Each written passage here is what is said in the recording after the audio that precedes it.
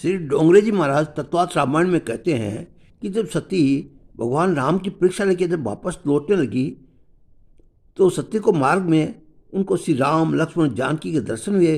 करोड़ों सूर्य के समान प्रकाश था। श्री राम जी के दाहिने ओर लक्ष्मण जी तथा बाईं ओर सीता जी थी।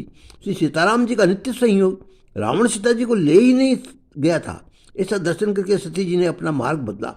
बदले मार्ग पर वह दर्शन हुए। ब्रह्मादिक देवता राम जी की स्तुति कर रहे हैं। सती जी ने फिर तीसरा मार्ग बदला। पुनः उनको प्रत्यक्ष दर्शन हुए। सती जी घबराने लगी। उन्होंने नेत्र मूंद लिए। तदंतर राम जी ने लीला स्मरण कर लिया। सती जी शिव जी के पास आई। शिव जी ने पूछा, हमारे राम जी की परीक्षा कर ली? सती जी ने कहा, मैं प्रभु के समीप जाकर दर्शन कराई।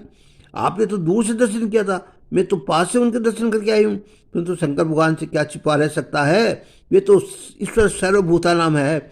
शिव जी ने मन में सत्य का त्याग किया। सोचा कि अब ये मेरी माँ है। इन्होंने सीता जी का स्वरूप जो धारण कर लिया था। शिव जी ने सत्य का त्याग कर दिया। भगवान शंकर नंदी के स्वर के विराजे हुए थे। नंदी के स्वर धर्म के स्वरूप है। मन में ज्यों सत्य जी का त्याग किया कि आकाश से पुष्पवृष्टि हुई। देवलोग शंकर भगवान की जय जयकार करने लगे। सत्य जी को आश्चर्य हुआ। वे शिव जी से कुछ भी पूछ न सकी एवं लज्जित हो गई। उन्होंने वहां दोनों कैलाश में धाम में पहुंचाए। सत्य जी कुछ भी पूछे उसके पूर्व ही राम जी का ध्यान करते हुए शिव जी समाधि लग गई। पाप करने वाले को शांति मिलती नहीं, फिर भी भले ही वह देव दानव अथवा मनुष्य हो। सती जी घबरा गई। उसी समय दक्षा प्रजापति ने यही अनुष्ठान किया। दक्ष प्रजापति शिव जी के स्वरूप को जानते नहीं, शिव तत्व को सही रूप से समझते नहीं। वो से ऐसा मानते हैं कि शिव जी तमोगुणी है, अवतार है।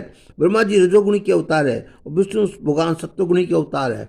भगवान शंकर समाधि और कथा के दो ही काम करते हैं। शिव जी में यदि तमोगुण होते हैं तो समाधि में बैठ ही नहीं सकते। शिव जी तमोगुणी है ऐसा मानने वाले फूल करते हैं। प्रलय काल के समय शिव जी तमोगुणी को स्वीकार करते हैं। विष्णु भगवान राक्षसों को मारते हैं, उस समय उनको भी क्रोध आता है। नरसिंह अवतार में से राक्षसों की शिक्षा होती है। ब्रह्मा जी सृष्टि के आरंभ में रजोगुण को स्वीकार करके सृष्टि का सृजन करते हैं। इस पर भी ब्रह्मा जी रजोगुणी नहीं है, अपितु सत्वगुणी है। उसी प्रकार शंकर भगवान भी तमोगुणी नहीं है, अपितु निर्गुण है। विश्व स्वरूप अत्यंत शांत ये निर्गुण ब्रह्म है। वे जिस समय प्रलय करते हैं उस समय तमोगुण को स्वीकार करते हैं। सत्वगुण गाय माता के समान है, रजोगुण वानर के समान है एवं तमोगुण बाघ के समान है। गाय माता को वश में करना सरल है, वानर को वश में करना कठिन है और बाघ को वश में करना उससे भी कठिन है। इस कथा श्रवण के समय तुम सभी सत्वगुण में हो, परंतु कथा पूरी होने के पश्चात ये सत्वगुण ठहरेगा क्या? इसमें शंका होती है। कथा पूरी हुई कि मन चंचल हो जाता है। कथा सुनने के बाद 10 मिनट शांति से बैठकर सुनो। ये कथा का मनन करना चाहिए। जो समझते हैं कि भगवान शिव तमोगुणी है उनका पतन होता है। ये निर्गुण है, ब्रह्म है, परमात्मा है। शिव जी की कृपा के बिना न शक्ति, न ज्ञान, न संतति अथवा संपत्ति कुछ भी नहीं मिलता। शिव जी आशुतोष अर्थात शीघ्र पतन होने वाले हैं। दक्ष प्रजापति शिव तत्व को जानते नहीं। शिव जी के प्रति जो जी में आए वैसे बोलते हैं। शिव जी की निंदा करते हैं। वे तो शमशान में रहते हैं, भूतनाथ है। अरे समस्त संसार की शमशान है। जगत में ऐसी जगह कोई नहीं है कि जहाँ किसी भी जीव की हिंसा नहीं हुई हो। यहाँ पर तो शमशान ही है। अपना घर भी मच्छर मकड़ियों का शमशान है। शिव जी भूतनाथ है, सबके मालिक है। भूत का अर्थ पंचतत्व भी होता है। शिव पंचतत्व के मालिक है। शिव जी के कंठ में विष है और अमृत में मस्तक में अमृत है। मस्तक पर चंद्रमा धारण किया हुआ है। चंद्रमा अमृत है। तो जगत में न सब खराब है न सब अच्छा है। शुभ और अशुभ, सार और असार, इनका मिश्रण ही जगत और जगत के मालिक शंकर भगवान है। ये विश्वनाथ है। शिव पुराण में प्रसंग आता है कि विवाह के समय शंकर भगवान की 3 पीढ़ियों का नाम लेना पड़ा। शिव जी के विवाह के समय पुरोहित जी ने शिव जी से पूछा, तुम्हारे पिता का नाम क्या? ब्रह्मा जी ने लाट में तामस अंश प्रकट किया है। शिव जी जो तो निर्गुण ब्रह्म है, फिर भी नारद जी ने शिव जी से कान में कहा, ब्रह्मा हमारे पिता है, ऐसा कह दो। शिव जी ने उसी कह दिया।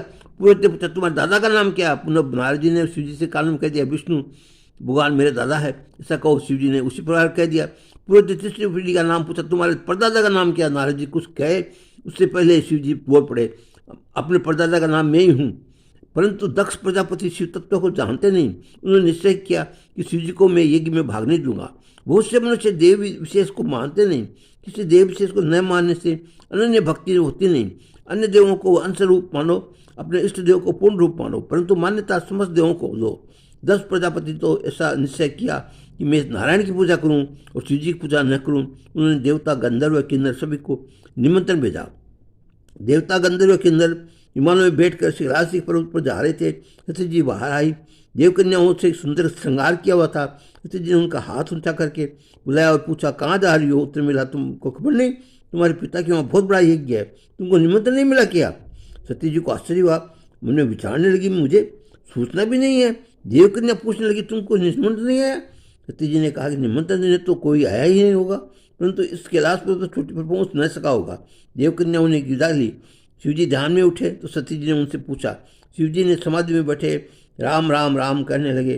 सती जी पास आई, शिवजी ने उन्हें बैठाया। सती जी ने कहा, मेरे पिताजी बहुत बड़ा यज्ञ कर रहे हैं। शिवजी बोले, ये तो संसार है, किसी के यहाँ यज्ञ होता है, किसी के यहाँ ब्याह होता है, तो किसी के यहाँ मृत्यु का रोना पीटना होता है, इसे चलता रहता है, संसार असार है। सत्य को ये सुहा नहीं। शिवजी ने कहा, संसार का संबंध लगता है, माया से भरा हुआ है। वास्तव से ही माया को बाप बनते हैं और वास्तव से जीव पुत्र बनता है। पिता पुत्र के संबंध में वासना का अतिरिक्त और कुछ नहीं है। बाप की वासना घर में बाकी रह गई हो तो वह बाप भी बाल घर में बन के आता है। ये संसार मायामय है, मेरे राम ये माया रहित है, ब्रह्म है, उन्हीं का स्मरण करो। सत्यजी तो आज ये ज्ञान भक्ति की बातें ज़्यादा अच्छी नहीं लग रही थी।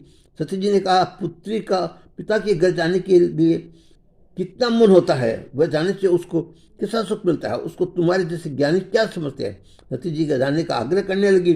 शिव जी ने सती जी को समझाने लगे, देवी तुम वहाँ मत जाओ, यज्ञ को तो केवल निमित्त मात्र है, मेरा अपमान करने के लिए ये यज्ञ किया गया है। तुम्हारे पिताजी ने पहले भी मुझे गाली दी थी। सती जी ने कहा, मेरे पिता गाली दे ही दे सकते, तुमने ही कुछ का किया होगा। शिव जी तुम्हारा पिताजी भी सभा में आए, उस समय सभी खड़े हुए थे, मैं खड़ा नहीं हुआ, इसी कारण से गाली दी थी। सती जी आप खड़े क्यों नहीं हुए, प्रणाम क्यों नहीं किया? शिव जी शरीर को मान नहीं देते।